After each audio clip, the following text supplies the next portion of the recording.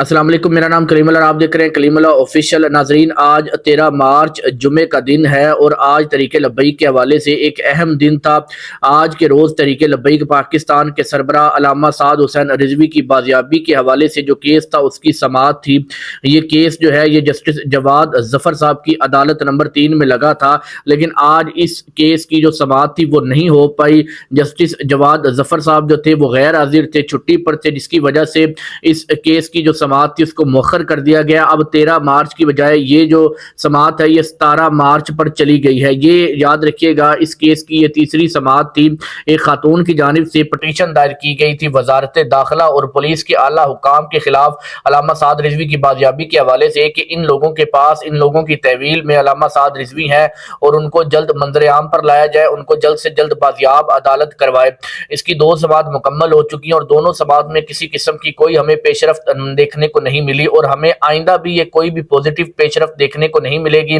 آپ کو ہم پہلے بتا چکے ہیں کہ پاکستان کا جو عدالتی نظام اس وقت چل رہا ہے اس سے تحریک لبیک کو انصاف ملنے کی جو امید ہے وہ بہت کم نظر آ رہی ہے۔ ہم نے آپ کو اس کیس کے آغاز سے بتا دیا تھا کہ یہ عدالت جو ہے یہ ٹال مٹول کا سہارا لے گی اور اس کیس کو لمبا کیا جائے گا۔ جب تک حکومت کے ساتھ تحریک لبیک کے مذاکرات نہیں ہوں گے تو علامہ سعد رضوی کو تب تک منظر عام پر نہیں لایا جائے گا اور بیک ڈور یہ مذاکرات جو ہے تقریباً 1 ماہ سے چل رہے ہیں، اس میں جو ہے کافی زیادہ پیش رفت ہوتی نظر آ رہی ہے اور یہ مذاکرات آئندہ آنے والے دنوں میں کامیاب ہو جائیں گے۔ تھوڑا لیٹ سے ہی لیکن کامیاب ہوں گے۔ سیاسی جماعتیں جو ہیں وہ مذاکرات کی بنیاد پر ہی آگے بڑھتی ہیں اور ان میں جو ہے وہ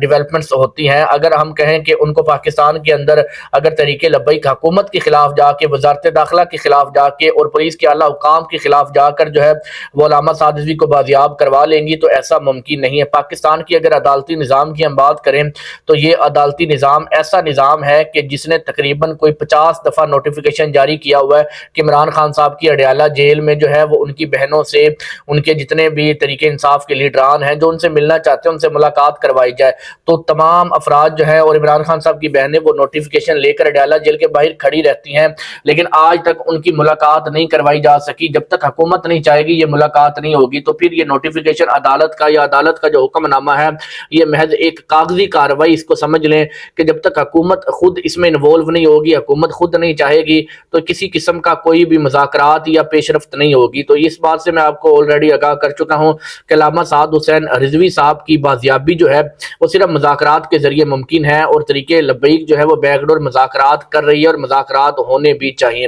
دوسری طرف یہ کہ علامہ فاروق الحسن دوسری بار منظر عام پر آئے ہیں۔ ایک سوشل میڈیا پر ان کی تصاویر وائرل ہو رہی ہے جس میں دیکھا جا سکتا ہے کہ وہ ایک جیل کے اندر موجود ہے اور جیل میں جو ہے وہ جائے نماز پڑھا ہوا ہے جہاں پر وہ اپنی عبادت کرتے ہوں گے یا نماز پڑھتے ہوں گے۔ تو یہ جیل سے جو ہے جس جگہ پر وہ موجود ہے وہاں سے یہ تصویر وائرل کی گئی ہے۔ یاد رکھیے گا تقریباً 3 دن قبل علامہ فاروق الحسن صاحب کو انسداد دہشت گردی کی عدالت میں لایا گیا۔ ان کے اوپر تمام تر دہشت گردی کے مقدمات اور دفعات لگائی گئی تھی۔ ایک دفعہ ان کے اوپر یہ لگائی گئی تھی کہ وہ حکومتی جو عہدیداران ہیں ان کے خلاف نفرت انگیز تقاریر کرتے ہیں۔ دوسرا پاکستان کی سالمیت کے لیے خطرہ ہے اور بھی اس کے علاوہ جو ہے وہ سیاسی اور حکومتی جو املاک ہے، پاکستان کی ملکی املاک ہے، ان کو نقصان پہنچانے کی دفعات شامل تھی اور توڑ پھوڑ کی دفعات شامل تھی اور پاکستان میں امن کو خراب کرنے کی دفعات شامل تھی اور ان کو انسداد دہشت گردی کی عدالت میں پیش کیا گیا، لیکن اس کی کسی قسم کی کوئی سماعت مقرر نہ ہو سکی اور امید یہ کی جا رہی ہے، وکلا کی جانب سے یہ بتایا جا رہا ہے کہ آئندہ آنے والے ہفتے میں دوبارہ سے علامہ فاروق الحسن کو جو ہے وہ عدالت میں پیش کیا جائے گا، یعنی کہ پیر کو کیا جا سکتا ہے یا پیر منگل بدھ ان 3 دنوں میں جو ہے علامہ فاروق الحسن صاحب کو دوبارہ پیش کیا جا سکتا ہے اور پھر ان کا باقاعدہ کیس چلے گا، ٹرائل ہوگا، پھر پتہ چلے گا کہ علامہ فاروق الحسن صاحب کے جو وکلا ہے یا جو لیگل ٹیم ہے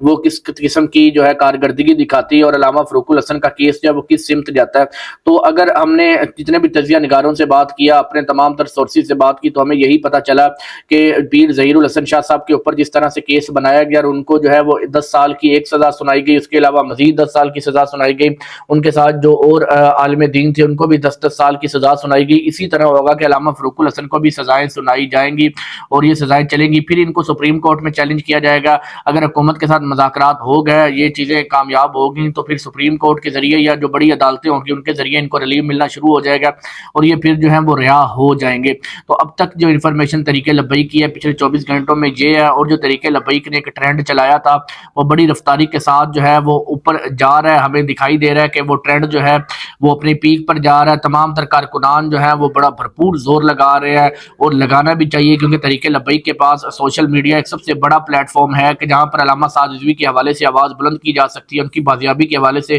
بلند کی جا سکتی ہے, اور حکومت پر پریشر کریٹ کیا جا سکتا ہے تاکہ اس کمیٹی کا اجلاس منعقد ہو سکے, جو اجلاس جو ہے کمیٹی بنائی گئی تھی کہ تحریک لبیک کو ریلیف دیا جائے.